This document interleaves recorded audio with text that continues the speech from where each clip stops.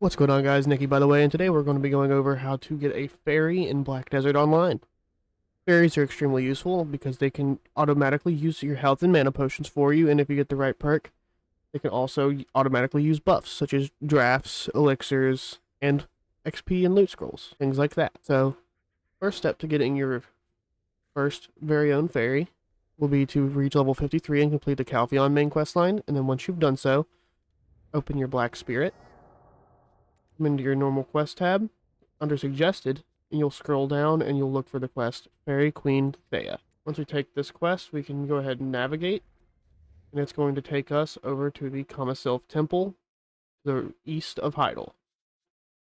Once you have your 2 cooking honey, come over here back to Fairy Queen Thea, and you're going to give it to her. Going to complete this quest, allowing us to take into the sweet honey jar. And you just take the honey jar, follow the navigation, use this unstable rift, spam R, as you always do in Black Desert questing.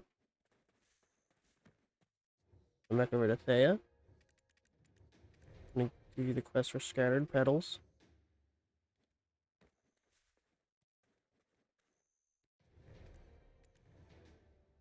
Going to spam through more quests. It's going to give you these fairy wings. And then you get a little RNG box open.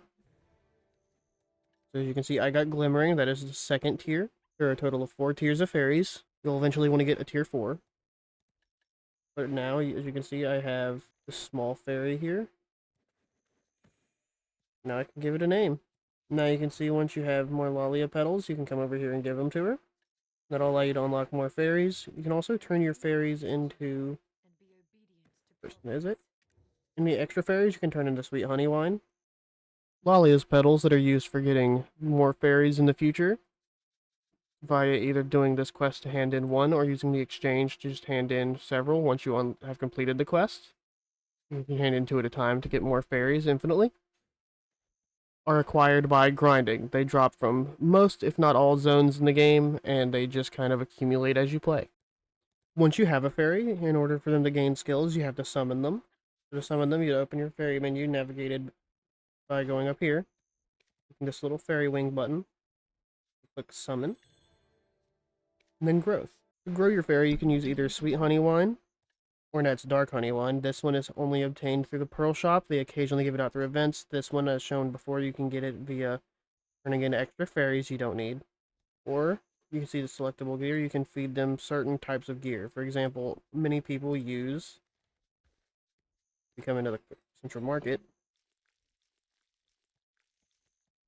and type in Akum.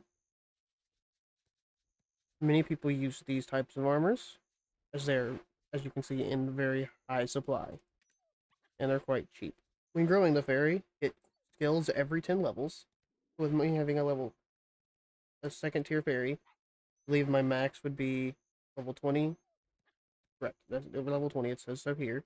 And she can learn up to 3 skills. Once you reach the max level on a fairy, you do have the ability to sprout it.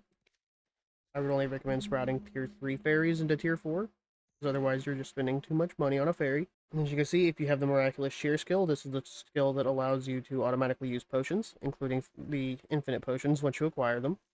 And Continuous Care is the skill that allows you to use buffs such as food, droughts, elixirs, etc. Alright guys, that's going to be all for today's video. As always, if you enjoyed, feel free to drop a like and leave a comment down below. Let me know what you want to see from me next. Share this video with your friends who might need it. Drop a sub, and as always, peace.